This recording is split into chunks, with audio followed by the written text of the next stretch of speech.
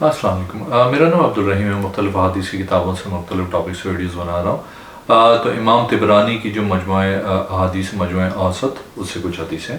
اعوذ باللہ من الشیطان الرجیم، بسم اللہ الرحمن الرحیم۔ حدیث نمبر 71، حضرت عبداللہ بن عمر رضی اللہ تعالیٰ عنہ بیان کرتے ہیں، رسول اکرم صلی اللہ علیہ وسلم جب تکبیر تحریمہ کہتے اور جب رکوع کرتے اور جب سجدہ کرتے تو دونوں ہاتھوں کو کندھے کے برابر تک اٹھاتے۔ ایک اور حدیث ہے، حدیث نمبر 72۔ حضرت ابو درداء رضی اللہ تعالیٰ عنہ بیان کرتے ہیں، میں نے ام المومنین سیدہ عائشہ صدیقہ طیبہ طاہرہ رضی اللہ تعالیٰ عنہا سے رسول اکرم صلی اللہ علیہ وسلم کے اخلاق کے بارے میں پوچھا تو انہوں نے کہا، رسول اکرم صلی اللہ علیہ وسلم کا اخلاق قرآن ہے۔ آپ صلی اللہ علیہ وسلم قرآن کے احکام کے مطابق ناراضگی فرماتے تھے اور قرآن کے احکام کے مطابق کسی سے راضی ہوتے تھے۔ ایک اور حدیث ہے، حدیث نمبر 73۔ حضرت ابو ہریرہ رضی اللہ تعالیٰ عنہ فرماتے ہیں، رسول اکرم صلی اللہ علیہ وسلم نے ارشاد فرمایا، جب کوئی جوتا پہنے تو پہلے دائیں پاؤں میں پہنے اور جب اتارے تو پہلے بائیں پاؤں سے اتارے۔ ایک اور حدیث ہے نمبر 74۔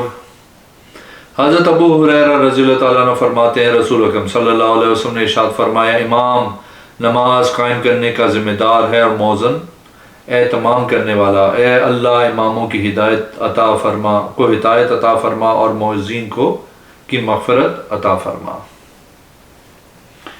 ایک اور حدیث ہے نمبر 75۔ حضرت عبداللہ رضی اللہ تعالیٰ عنہ فرماتے ہیں کہ رسول اکرم صلی اللہ علیہ وسلم تدبیق کیا کرتے تھے۔ تدبیق کا مطلب ہے کہ رکوع یا تشہد میں دونوں ہاتھوں کی انگلیاں ملا کے دونوں گھٹنوں کے درمیان کر لینا۔ ایک اور حدیث ہے نمبر 76۔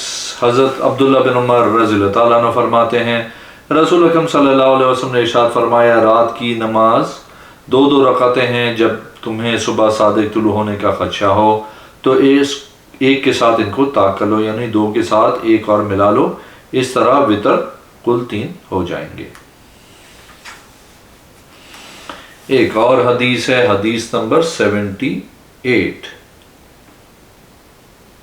حضرت ابو ہریرہ رضی اللہ تعالیٰ عنہ فرماتے ہیں، رسول اکرم صلی اللہ علیہ وسلم نے ارشاد فرمایا، جب کوئی شخص کسی ایسی مجلس میں بیٹھے جس میں فضول گفتگو ہو، اس کو چاہیے کہ اٹھنے سے پہلے یہ کہے، سبحانک و بحمدک لا الہ الا انت استغفرک و اتوب الیک، استغفرک و اتوب الیک۔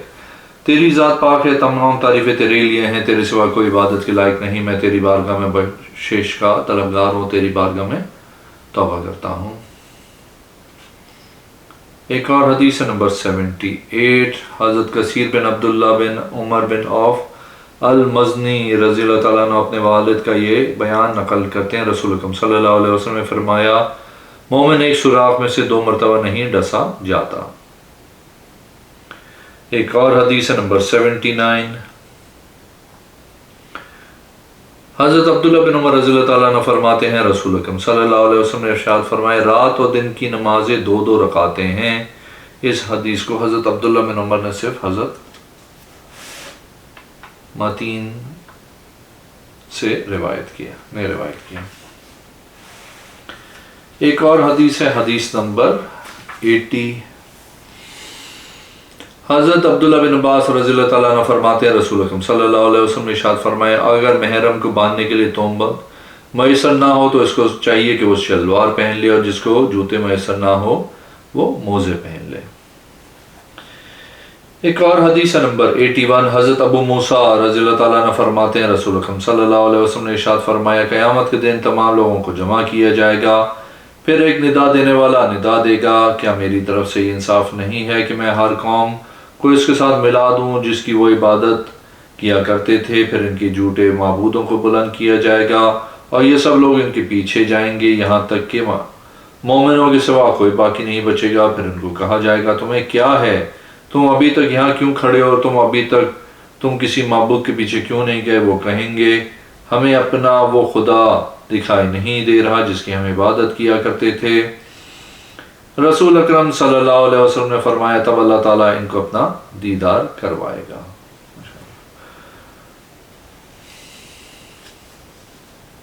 ایک اور حدیث ہے، حدیث نمبر 82۔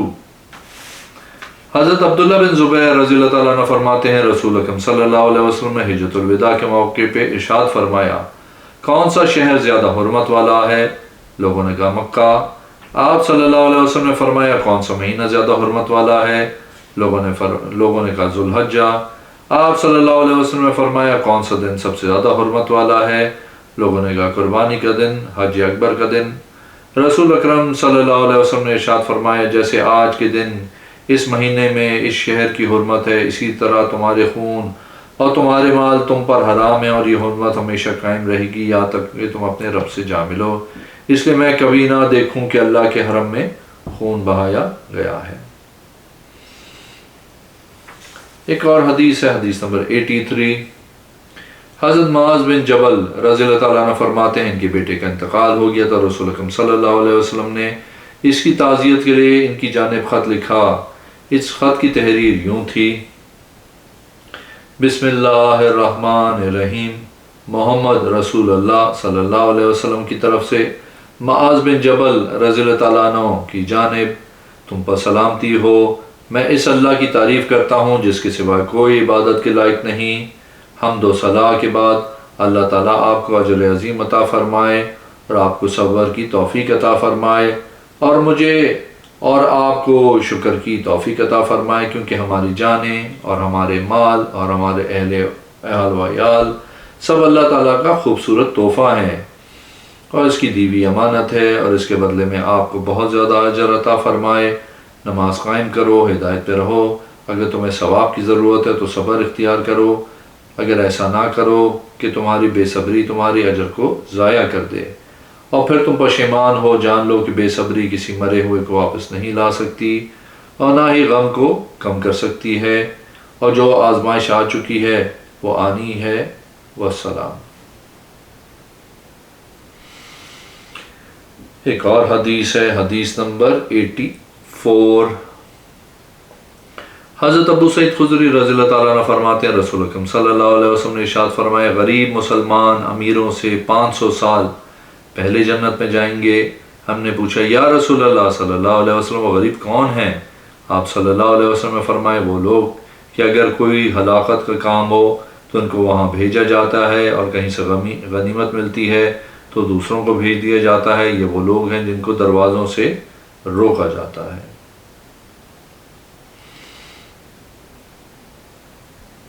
ایک اور حدیث ہے 85۔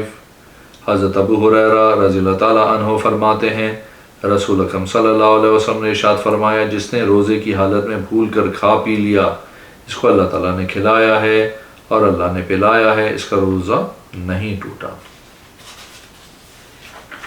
ایک اور حدیث ہے، حدیث نمبر 86۔ حضرت ابو ہریرہ رضی اللہ تعالیٰ عنہ فرماتے ہیں رسول اکرم صلی اللہ علیہ وسلم نے ارشاد فرمایا اے بنی ہاشم والوں، بنی عبد المطلب والوں، صفیہ رسول اللہ صلی اللہ علیہ وسلم کی پھپھی والوں، فاطمہ بنت محمد، میں یہ چیز ہرگز نہیں دیکھنا چاہتا کہ کل لوگ تو آخرت کا اجر و ثواب اٹھا کر لا رہے ہیں اور تم دنیا کا مال و دولت اٹھا کر لا رہے ہو۔ قیامت کے دن تم میں سے میرے دوست وہ ہوں گے جو تقوی والے ہوں گے۔ میری مثال تمہارے اندر اس شخص کی طرح ہے جو اپنی قوم کو نصیحت کرنے کے لیے ان کے پاس آیا اور اس نے کہا اے میری قوم تم اندھیرے کے پردوں میں ہو، کاش کہ صبح ہو جائے اور اندھیرا چھٹ جائے۔ میں ڈر سنانے والا ہوں اور موت حملہ کرنے والی ہے اور قیامت کا وعدہ ہو چکا ہے۔ ایک اور حدیث ہے، حدیث نمبر 87۔ حضرت عبداللہ بن عمر رضی اللہ تعالیٰ عنہ فرماتے ہیں رسول اکرم صلی اللہ علیہ وسلم نے ارشاد فرمایا وقفے وقفے سے ملا کرو، اس سے تمہارے اندر محبت بڑھے گی۔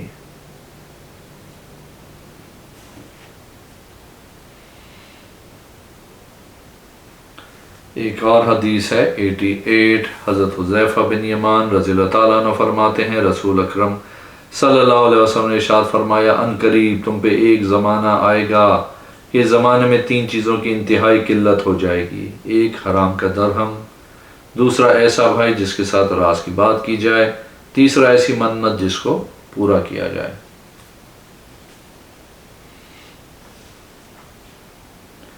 ایک اور حدیث نمبر 89، حضرت معاذ بن جبل رضی اللہ تعالیٰ عنہ فرماتے ہیں رسول اکرم صلی اللہ علیہ وسلم نے ارشاد فرمایا وہ شخص طلاق نہیں دے سکتا جو طلاق کا مالک نہیں، اور وہ شخص غلام کو آزاد نہیں کر سکتا جو اس غلام کا مالک نہیں ہے۔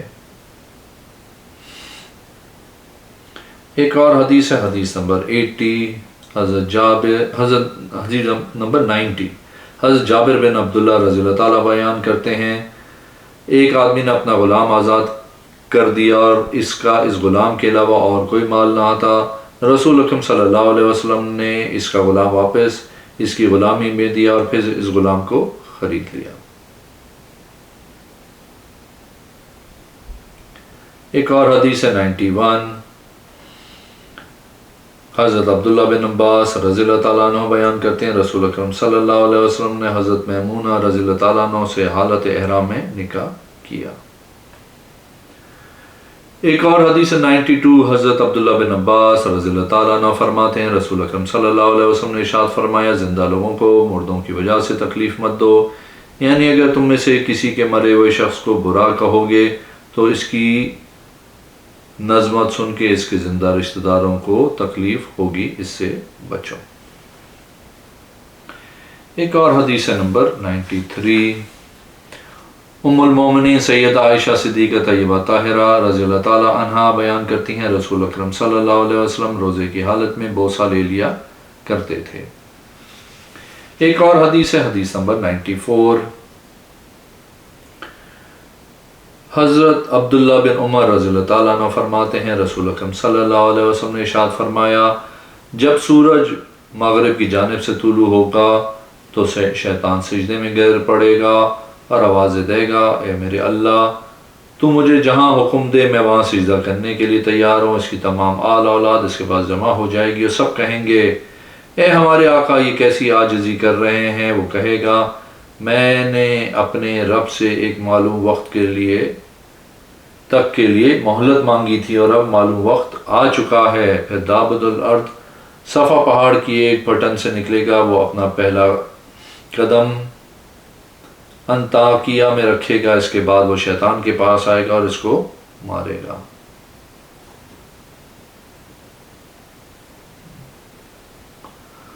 حدیث نمبر 95، حضرت ابو ہریرہ رضی اللہ تعالیٰ عنہ بیان کرتے ہیں رسول اکرم صلی اللہ علیہ وسلم نے ایک کیچڑ والے دن بھی زمین پہ مٹی میں سجدہ کیا یہاں تک کہ میں نے مٹی کا اثر آپ صلی اللہ علیہ وسلم کی پیشانی اور آپ صلی اللہ علیہ وسلم کی ناک مبارک پر دیکھا۔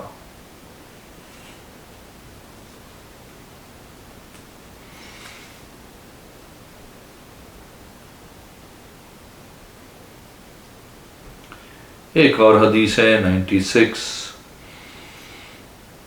حضرت ابو ہریرہ رضی اللہ تعالیٰ عنہ رسول اکرم صلی اللہ علیہ وسلم کے حوالے سے فرماتے ہیں جو شخص اپنے بچے کو دنیا میں قرآن سکھاتا ہے قیامت کے دن اس کے باپ کو جنت کے اندر ایسا تاج پہنایا جائے گا کہ جنتی لوگ اس کو اسی بات سے پہچانیں گے کہ اس کو یہ تاج اس لیے دیا گیا ہے کہ اس نے دنیا کے اندر اپنے بچے کو قرآن کی تعلیم دی تھی۔ ایک اور حدیث ہے 97، حضرت انس رضی اللہ تعالیٰ عنہ بیان کرتے ہیں رسول اکرم صلی اللہ علیہ وسلم کے صحابہ کرام رضی اللہ تعالیٰ عنہ جب آپس میں ملاقات کرتے تو مصافحہ کیا کرتے تھے اور جب سفر سے واپس آتے تو بھی مصافحہ کیا کرتے تھے۔ ایک اور حدیث ہے، حدیث نمبر 98، حضرت ابو ہریرہ رضی اللہ تعالیٰ عنہ فرماتے ہیں رسول اکرم صلی اللہ علیہ وسلم نے ارشاد فرمایا میرے حجرے اور میرے ممبر کے درمیان جتنی جگہ ہے یہ جنت کا حصہ ہے۔ ایک اور حدیث ہے، حدیث نمبر 99، حضرت ابو ہریرہ رضی اللہ تعالیٰ عنہ بیان فرماتے ہیں رسول اکرم صلی اللہ علیہ وسلم نے ارشاد فرمایا کچھ جنتی لوگ جہنمیوں کی جانب جھانکیں گے اور ان سے کہیں گے تم کس بنا پہ دوزخ میں گئے؟ اللہ کی قسم ہم تو تم سے سیکھ کر جنت میں آ گئے ہیں۔ وہ کہیں گے ہم کہتے تو تھے لیکن خود عمل نہیں کیا کرتے تھے۔ ایک اور حدیث ہے، حدیث نمبر 100 حضرت انس رضی اللہ تعالیٰ عنہ بیان کرتے ہیں ایک آدمی رسول اکرم صلی اللہ علیہ وسلم کی بارگاہ میں آیا اور اس نے کہا میرے والد صاحب فوت ہو گئے، انہوں نے حج نہیں کیا، کیا میں ان کی جانب سے حج کر لوں؟ آپ صلی اللہ علیہ وسلم نے فرمایا تمہارا کیا خیال ہے؟ اگر تمہارے باپ کے ذمہ کوئی قرضہ ہوتا تم ادا کرتے تو کیا اس کی جانب سے ادا ہو جاتا؟ اس نے کہا جی ہاں۔ تو آپ صلی اللہ علیہ وسلم نے فرمایا تو تم اپنے باپ کی جانب سے حج بھی کر سکتے ہو۔